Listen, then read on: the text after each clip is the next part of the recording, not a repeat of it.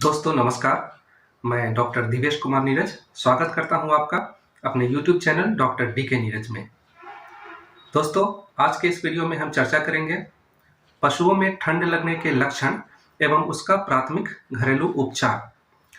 तो किसान भाइयों, आपके लिए ये जानना बहुत जरूरी है कि अगर आपके पशु को ठंड लग जाता है तो वे कौन कौन से लक्षण हैं जिन्हें पहचान कर आप शुरुआत में ही ये पता लगा सकते हैं कि आपका पशु ठंड से बीमार हो गया है, उसे ठंडा अटैक कर दिया है। ताकि इस वीडियो में बताए हुए घरेलू उपचार को अपनाकर आप बिल्कुल कम खर्च में और आसानी से अपने पशु को शुरुआत में ही ठीक कर पाएंगे और एक बड़े आर्थिक नुकसान को होने से आप अपने आप को बचा सकेंगे।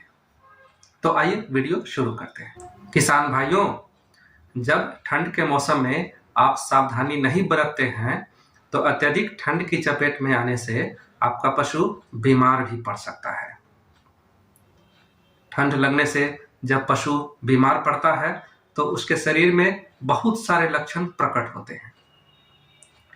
इस वीडियो में एक एक करके हम उन सभी मुख्य लक्षणों के बारे में आपसे चर्चा करेंगे जिसकी जानकारी होना आपके लिए बहुत जरूरी है। शुरुआती लक्षणों में ठंडा लगे हुए पशु को आप पाएंगे कि पशु अपना शरीर सिकोड़ कर रखता है। पशु हमेशा सुस्त नजर आएगा और थका थका सा दिखेगा। पशु की प्यास कम हो जाती है और वो पानी पीना कम कर देता है। ठंडा लगने से बीमार पशु को अपच की शिकायत भी रहने लगती है। कभी कभी डायरिया के लक्षण भी पशु में दिखते हैं। पशु जुगाली कम करने लगता है या जुगाली करना बिल्कुल बंद भी कर देता है। पशु की भूख कम हो जाती है और धीरे धीरे पशु खाना पीना छोड़ देता है। पशु के शरीर के ऊपर उसके जो बाल हैं, रोए हैं, वे खड़े खड़े आपको दिखाई देंगे।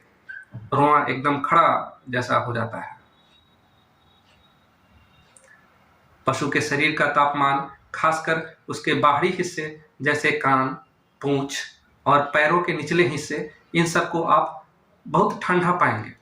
उसका टेम्परेचर कम होने लगता है।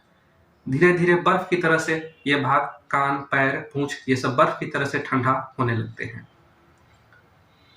ऐसे तो पूरा शरीर ही ठंडा पड़ने लगता है। इसके पीछे की वजह क्या है? शरीर के बाहरी भाग, पैर, पूंछ, कान, इन सभी में ब्लड सप्लाई के लिए महीन महीन कैपिलरीज जिम्मेदार होती हैं। जब ठंड लगने की वजह से पशु का शरीर सिकुड़ने लगता है तो ये ब्लड वेसल्स, ये कैपिलरीज भी कॉन्ट्रैक्ट हो जाती हैं, सिकुड़ जाती हैं। सिकुड़ने की वजह से शरीर के उन भागों में ब्लड सप्लाई काफी कम या बिल्कुल रुक सा जाता है। जब ब्लड सप्लाई ही नहीं होता है तो पोषक तत्व और ऑक्सीजन का सप्लाई भी रुक जाता है। ऊर्जा का यानी कि एनर्जी का सिंथेसिस होना, एनर्जी पैदा होना बंद हो जाता है, कम हो जाता है, जिसकी वजह से शरीर के वे भाग धीरे धीरे ठंडा पड़ने लगते हैं। ऐसे में पशु का शरीर कांपने लगता है। कांपने यानी थरथराने लगता है,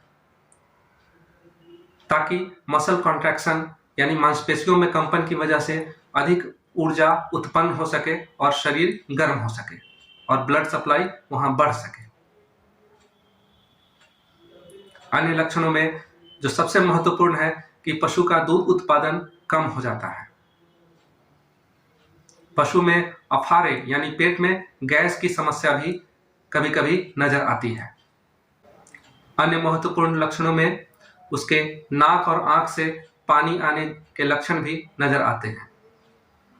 धीरे धीरे नाक से और गाढ़ा मार जैसा स्राव भी निकल सकता है।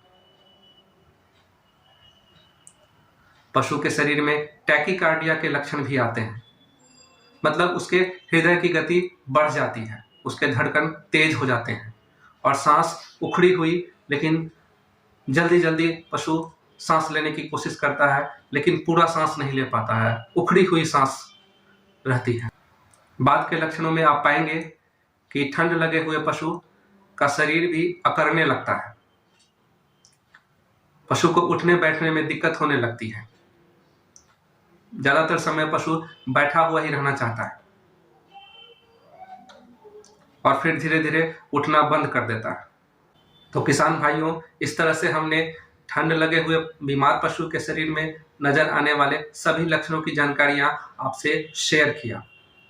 अब इसके बाद हम चर्चा करते हैं कि जब आपको पता चले कि आपका पशु बीमार हो गया है, आपके पशु को ठंडा लग गया है, तो आपको उसे कौन सा उपचार, कौन सा घरेलू उपचार खुद से आपको शुरुआती अवस्था में ही प्राथमिक उपचार के तौर पर दे देना चाहिए, ताकि आपका पशु और अधिक बीमार होने से बच जाए, उसका दूध उत्पादन नहीं घटे और पशु स्वस्थ रहे और आपको एक बड़ा आर्थिक नुकसान नहीं हो।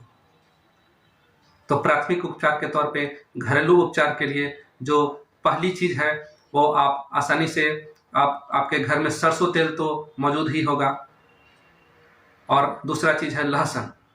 तो सरसों तेल में आप लहसुन को पका लीजिए। जिस पशु को ठंडा लग गया हुआ है, ठंडा के लक्षण नजर आ रहे हैं, उसके खासकर सिर पे, कान पे, पैरों में और रीढ़ की हड्डी के ऊपर, ऐसे आप शरीर के सभी भागों में कर सकते हैं, लेकिन ये जो रीढ़ की हड्डी, पैर, कान, सिर, गर्दन, ये सब जो हमने बताया, यहाँ पे आप गरम सरसों तेल के साथ पकाए हुए लहसुन की मालिश करेंगे तो पशु को जल्दी ही आराम मिलेगा। इसके पीछे की वजह यह है कि शरीर में मालिश करने से, इसकी मालिश करने से शरीर के उन भागों में ब्लड सप्लाई जो है, ब्लड का फ्लो है, खून का प्रवाह बढ़ जाता है और पशु रिकवर करने लगता है। किसान भाइयों, यदि ठंड से बीमार आपका पशु गर्म सरसों तेल और पकाए हुए लहसुन की मालिश से भी ठीक नहीं होता है, तो घरेलू नुस्खे के तौर पर आप दूसरा उपाय आजमा सकते हैं। इसके लिए आपके पास 5 चीजों का होना जरूरी है, जिसमें पहला है अजवाइन। इसकी आप 25 ग्राम मात्रा लेंगे। दूसरा है मेथी, ये 20 ग्राम की मात्रा में आप लेंगे। तीसरा है अदरक। अदरक का एक छोटा टुकड़ा करीब 20 ग्राम की मात्रा में आप लेंगे। इन तीनों चीजों को धीमे आंच पर भूनकर आप पका लेंगे और फिर उसे कूटकर उसमें करीब 25 ग्राम की मात्रा में आप काला नमक मिलाएंगे और इन सभी चीजों को करीब 400 ग्राम गुड़ में आप मिलाकर उसका लड्डू जैसा पेठा तैयार कर लेंगे और इसकी मात्रा आप पूरे दिन में करीब 2 बार कम से कम दे सकते हैं। यह नुस्खा बहुत ही उपयोगी है और इससे पशु को काफ़ी फायदा होता है और बहुत बार हमने देखा है कि इससे पशु जुगाली करने लगता है और पशु के शरीर में गर्मी आ जाती है और वो खाना पीना शुरू कर देता है। तो आप भी इसे निश्चित रूप से आजमा सकते हैं।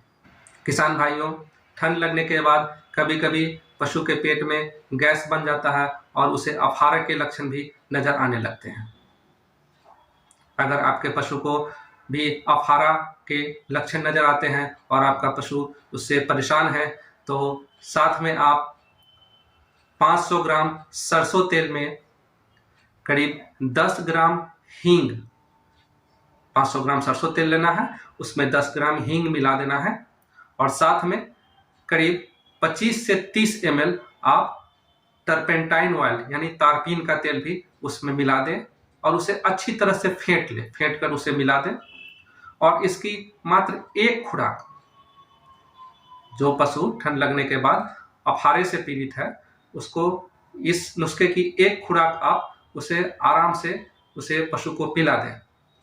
इससे आपके पशु का अफारा भी खत्म हो जाएगा और आपका पशु चंगा नजर आने लगेगा। तो किसान भाइयों, इस तरह से इस वीडियो में हमने आपको ठंड लगने के बाद जब पशु बीमार हो जाता है या बीमार होने लगता है, तो शुरुआत में ही उसके कौन कौन से लक्षण उसके शरीर में नजर आते हैं, इसकी पूरी और सटीक जानकारी देने की आपको कोशिश की है। साथ में इसी वीडियो में हमने आपसे बीमार पशु को प्राथमिक उपचार के तौर पर घरेलू नुस्खे की टिप्स भी आपसे शेयर किया है। तो किसान भाइयों, उम्मीद करता हूं कि इस वीडियो में दी हुई जानकारी से आप काफ़ी फायदा उठाएंगे। जानकारी अच्छी लगी तो वीडियो को एक लाइक कर दें, इसे अपने दोस्तों के बीच शेयर करें अगर आपने अभी तक इस चैनल को सब्सक्राइब नहीं किया है तो चैनल को सब्सक्राइब कर लें। मिलते हैं एक नई जानकारी के साथ अगली वीडियो में। तब तक के लिए नमस्कार, धन्यवाद, जय हिंद, जय पशुपालन।